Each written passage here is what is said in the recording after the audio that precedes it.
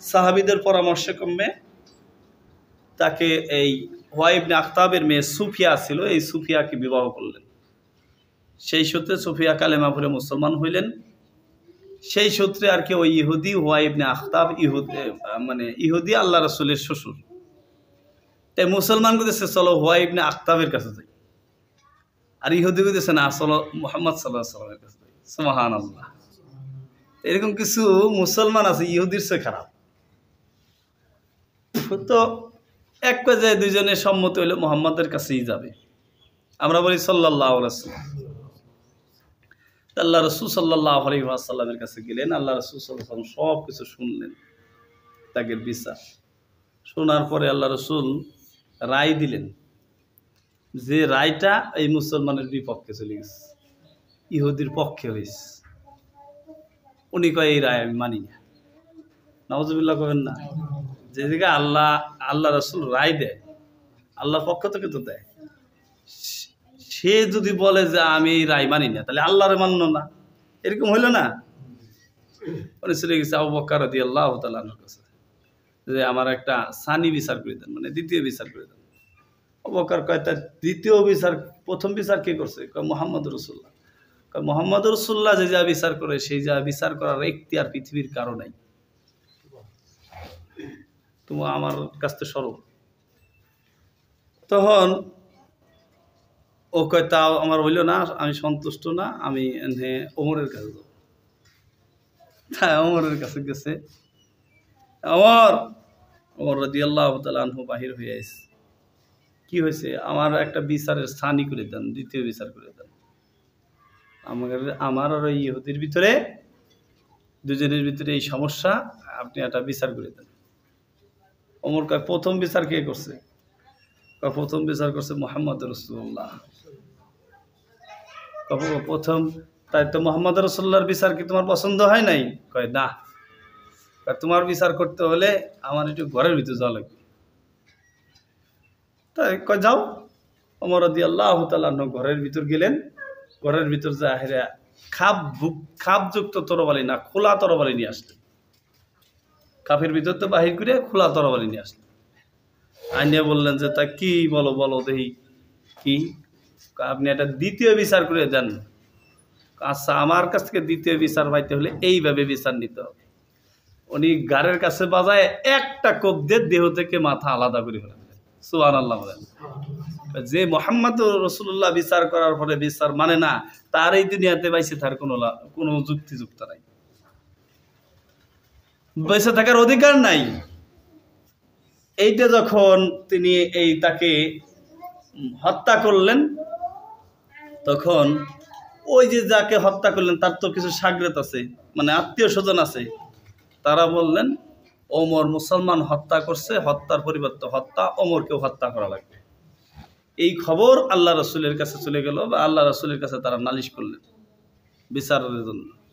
আল্লাহ রাসূল একটু থম খেয়ে গেলেন। হায় হায়, ওমর মুসলমান হত্যা করছে, এখন কি করি? কারণ ওমর তো আল্লাহ রাসূলের সেই সাহাবী ছিলেন।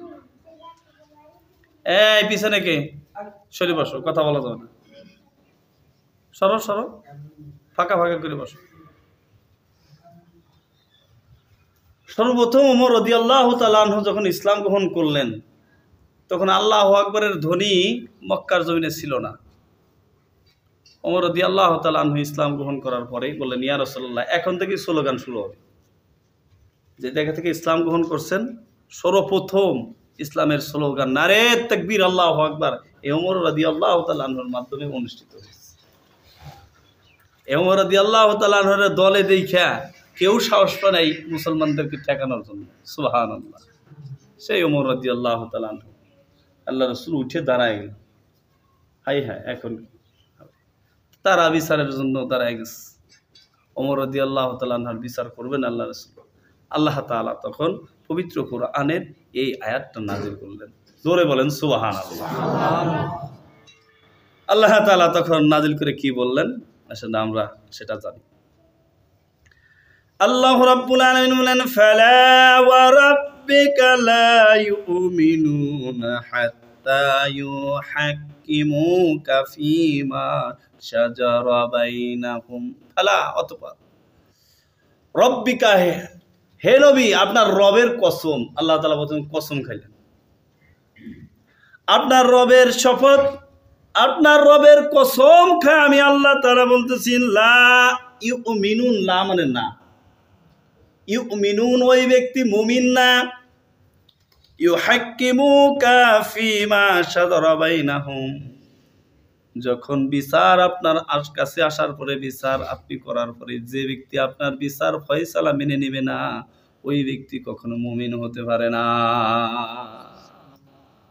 আর যখন মুমিন না হবে মুসলমান যখন মুমিন না হয় তখন আরেকটা নাম তার হয় সেটা হলো মুরতাদ তাই না মুরতাদ নাম হয় আর মুরতাদের বিচার হলো ইসলামের বিচার মুরতাদের বিচার হলো যদি কোনো মুসলমান এরকম মুরতাদ হয়ে যায় তখন তার বিচার হলো ইসলামে তাকে হত্যা করা বাংলাদেশেও এরকম বিভিন্ন সময় বিভিন্ন মুরতাদ হয়েছে কিন্তু বাংলাদেশের আইন সংবিধানে এই বিচার নাই বিধায় তারা বাইসে গেছে